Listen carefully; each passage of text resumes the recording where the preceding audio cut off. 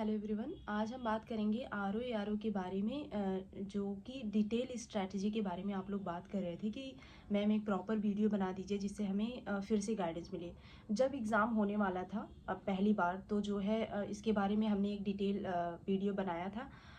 उस टाइम पे टाइम काफ़ी कम बचा हुआ था, तो आपको रिवीजन कैसे करना है और उस कम टाइम को कैसे मैनेज करना है कि आपका सिलेक्शन हो, इसके लिए हमने बात करी थी। बट एग्ज़ाम आप सबको पता है कि पोस्टपोन हो गया, कैंसिल हो गया। अब री एग्ज़ाम होने वाला है, तो री एग्ज़ाम में अभी टाइम है, दिसंबर में होने वाला है एग्ज़ाम, तो उसको हम कैसे टैकल करें इसके बारे में आज हम बात करने वाले हैं। अब हमारे कौन कौन से रिसोर्सेज हैं। एक्चुअली हुआ ये है कि जैसे उस टाइम पे जैसे बहुत सारे बच्चे जो बिगिनर होते हैं, जैसे उन्होंने ग्रेजुएशन किया और उनको लगा कि आर का फॉर्म फिल कर सकते हैं, उन्होंने फिल कर दिया। बट उनको लास्ट में रियलाइज़ हुआ कि हमारी तो तैयारी थी नहीं, तो हम कैसे इस एग्ज़ाम को तो क्वालिफाई कर नहीं सकते। तो अब उनको रियलाइज़ हो रहा है कि अभी टाइम है और री एग्ज़ाम हो रहा है, तो हम अच्छे से एग्ज़ाम को करें।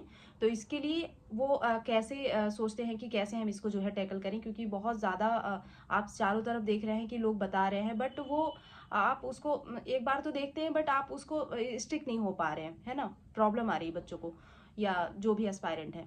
तो इसके लिए जो है जो ये वीडियो है प्रॉपर रहेगा कि अगर आप जीरो से स्टार्ट कर रहे हैं, अभी तक आपने कोई भी यूपीपीएससी के किसी भी एग्ज़ाम को नहीं दिया है और आपका कोई एक्सपीरियंस नहीं है, तो भी आप इस स्ट्रैटेजी को फॉलो करके आप जो है आगे फर्दर अपनी स्टडी को कंटिन्यू करेंगे, तो मुझे लगता है कि आपका प्रीलिम्स में सिलेक्शन नहीं रुकेगा। मेंस के लिए बाद में बात करेंगे, ठीक है। तो ये प्रॉपर वीडियो है प्रीलिम्स के लिए। तो अभी हम सारे सब्जेक्ट के बारे में वन टू वन बात करेंगे। तो ज्योग्राफी के लिए मैंने पहले भी बताया था, आप सिर्फ एनसीईआरटी कर लीजिए और उसके साथ घटना चक्र से सारे क्वेश्चन कर लीजिए। और एक चीज़ और आपको करना है, जैसे घटना चक्र को ना आप सिर्फ ये मत करिए कि आपने आप गए और वन टू वन जो है क्वेश्चन लेकर के उसको टिक करते चले गए और आपको लगता है कि मैंने घटना चक्र तो कर लिया, बस इतना ही काम था मेरा। ऐसा नहीं है। जैसे प्रीवियस की जितने भी क्वेश्चन उसमें है, वो तो पूरा पीवाईक्यू का ही जो है पूरा संकलन है, ये हम सबको पता है। तो जब आप उसको कर रहे हो ना, तो उससे एक नोट्स मेकिंग भी करते रहिए। कभी कभी होता है ना, बुक्स को आप पढ़ते हो, आपको लगता है कि अब सब आपको आने लगा है, बट जब फिर से वही क्वेश्चन रिपीट होता है ना, तो आपसे गलती हो जाती है। तो ये गलती ना हो, इसलिए जो है आपको ज़रूरी है कि जो चीज़ें उसमें से आपको अच्छे से लगती हैं कि हमको आती हैं, तो उस चीज़ को बार बार क्यों आप पढ़ रहे हैं, आपका टाइम वेस्ट होगा। जो चीज़ें आपको नहीं आती हैं, आपको भूलती हैं, उस चीज़ को जो है आप अगर नोट्स मेकिंग कर लेंगे, तो आपको बाद में रिवाइज करने में आसानी होगी। उसके बाद ये हो गया ज्योग्राफी के लिए। पॉलिटी के लिए भी सेम चीज़ करनी है। अगर आप कुछ सी अच्छी बुक को अगर आप फॉलो कर रहे हैं, मुझे लगता है लक्ष्मीकांत से भी सिर्फ वही वही टॉपिक पढ़िए जिससे प्रीलिम्स में क्वेश्चन आते हैं। ये पता कैसे चलेगा?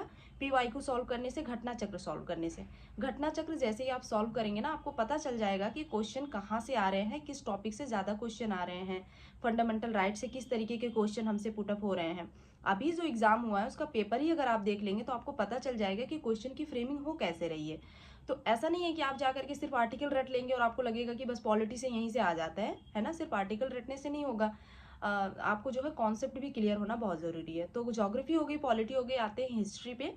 तो हिस्ट्री के लिए जो है, जो एशियंट है और मेडोवल है, यहाँ से ज़्यादा क्वेश्चन आते नहीं हैं। और मुझे लगता है कि अगर आपको हिस्ट्री से बहुत ज़्यादा लगाव नहीं है और आपको पढ़ने में अच्छा नहीं लगता है, तो आप हिस्ट्री के एशियंट और मिडोवल को आप स्किप भी कर सकते हैं। अगर आपको टाइम बाद में मिलेगा तो आप एक बार पढ़ लीजिएगा, नहीं मिलेगा तो रहने दीजिए। मॉडर्न के लिए जो है एस के पांडे या फिर स्पेक्ट्रम में से कोई एक अच्छी बुक अपने पास रखिए, क्योंकि जब आप क्वेश्चन सॉल्व करेंगे तो सिर्फ घटना चक्र से आपका काम नहीं चलेगा, वहाँ पे आपको कॉन्सेप्ट की ज़रूरत पड़ेगी। तो कम से कम एक बुक आपके पास प्रॉपर हो जिससे आप जाकर के उस कॉन्सेप्ट को क्लियर कर सकें, ठीक है। बार बार आप जाकर के यूट्यूब पे वीडियो देखेंगे कि हाँ ये क्वेश्चन का आंसर कैसे करना है, तो वो आपके लिए बेनिफिशियल नहीं होगा, आपका टाइम वेस्ट होगा।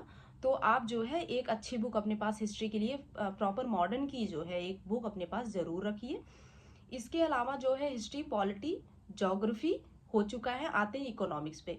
तो इकोनॉमिक्स के लिए ज़्यादातर करंट से आता है, बट अभी बहुत सारे मटेरियल ऐसे हैं ना जो आपको कैलेंडर फॉर्म में या फिर किसी तरीके से मिल जाते हैं, जिसमें इकोनॉमिक्स के छोटे छोटे जो टर्म्स हैं ना उनके बारे में दिया हुआ है।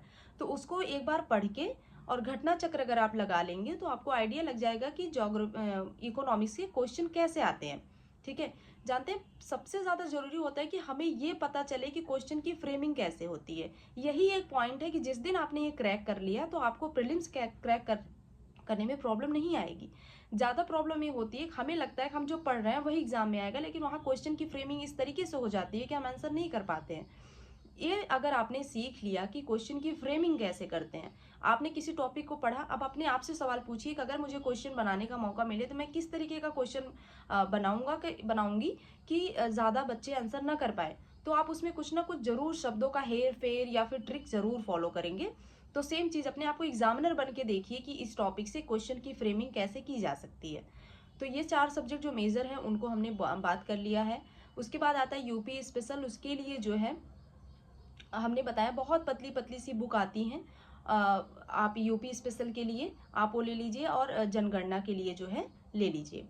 और उसके बाद रीजनिंग का 5-6 टॉपिक से ही आता है। वो आप किसी भी रैंडम किसी भी यूट्यूब चैनल पे एग्जामपुर और डी कोड एग्जाम पे भी कराया गया है। बहुत सारे ऐसे यूट्यूब चैनल है जो रीजनिंग के लिए प्रॉपर कराए हैं। एक वीडियो देखिए, उससे थोड़े बहुत नोट्स बना लीजिएगा और उसको भी अभी करने की जरूरत नहीं है, लास्ट में भी आप उसको कर सकते हैं। हिंदी के लिए वासुदेव नंदन या फिर आप जो है आदित्य पब्लिकेशन की जो बुक आती है उसको ले लीजिए। सिर्फ क्वेश्चन लगाते रहिए। आप संडे संडे के दिन भी अगर क्वेश्चन लगाते रहेंगे, लास्ट में बहुत ज़्यादा भी टाइम है, लेकिन ये जो मेजर पोर्शन है जीएस का, इसको आप ज़रूर करते चलिए क्योंकि फिर मेंस में भी आएगा। और हिंदी तो अगर आप अभी से क्वेश्चन लगाते रहेंगे ना तो आपको बहुत ज़्यादा क्लैरिटी रहेगी कि क्वेश्चन को टैकल कैसे करना है। ठीक है, और ये सारी चीज़ें अगर आप कर लेंगे तो मुझे लगता है कि आपके पास सिर्फ एक मेजर पोर्शन बचेगा, करंट अफेयर्स। तो करंट अफेयर्स के लिए अभी आपको करना है कि मंथली मैगजीन, तो मुझे लगता है बहुत सारे कम मतलब बच्चे ऐसे होते हैं जो मंथली मैगजीन को फॉलो नहीं करते हैं। उनको लगता है कि हम दृष्टि की मैगजीन क्यों पढ़ें, विजन की मैगजीन क्यों पढ़ें, क्योंकि हमको तो आईएएस की एग्ज़ाम देने नहीं है, हमें तो आरओ का एग्ज़ाम देना है। तो प्रॉब्लम ये होती है ना कि आपको ऐसे लिखना है, आपको डाटा कहाँ से मिलेगा? अचानक से आप किसी कोचिंग में जाएंगे भी ना प्रीलिम्स निकालने के बाद, तो वहाँ पे बहुत सारे लोग आपको सिर्फ मटेरियल भर भर के दे देंगे, उससे आपको फायदा होगा नहीं। लेकिन आपका जो माइंड मैपिंग होना चाहिए, आपका जो कॉन्सेप्ट होना चाहिए, वो तब बिल्ड होगा ना जब आप अच्छी मैगजीन फॉलो करते रहेंगे। न्यूज़पेपर आप पढ़ते नहीं है जिसमें संपादकीय आता है, आप मैगजीन भी नहीं पढ़ना चाहते हैं, तो आपको ऐसे राइटिंग में बड़ी प्रॉब्लम आएगी। तो पीवाईक्यू उसका जो आता है दृष्टि की ही है, प्रीवियस ईयर के जितने भी ऐसे के हैं वो आपको मिला हुआ है। मुझे लगता है प्रीलिम्स के साथ साथ एक ऐसे की बुक आप ज़रूर फॉलो करिए जो प्रीवियस के सॉल्व पेपर आते हैं। मैंने उसकी इमेज भी अपनी कम्युनिटी में शेयर करा है। बहुत सस्ती बुक है, 200-250 की बुक है, आप उसको ले लीजिए और उसको संडे संडे के दिन जो है करते रहिए। और संडे के दिन मैं एक लाइव सेशन भी करती हूँ, उसको भी आप अटेंड कर सकते हैं। जो भी डाउट है उसमें आप क्लियर कर सकते हैं। तो इन चीज़ों का ध्यान रख के मुझे लगता है कि प्रीलिम्स को क्लियर किया जा सकता है। रही बात मेंस की, तो उसके लिए हम बाद में एक प्रॉपर वीडियो बना करके बात करेंगे कि मेंस को कैसे टैकल करेंगे। लेकिन प्रीलिम्स काफ़ी टफ होता जा रहा है, कंपटीशन बढ़ेगा। और इस बारे में बिल्कुल मत बात करिए कि जो है कट ऑफ कितनी जाएगी। कट ऑफ हमेशा जो रहती है वही रहेगी, लेकिन क्वेश्चन टफ आ जाएंगे जो आप टैकल नहीं कर पाएंगे।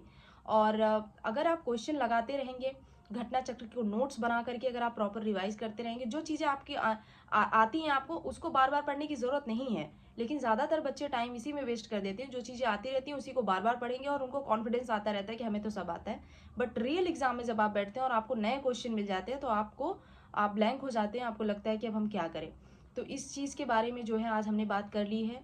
और भी कोई डाउट है तो आप उसको पूछ सकते हैं।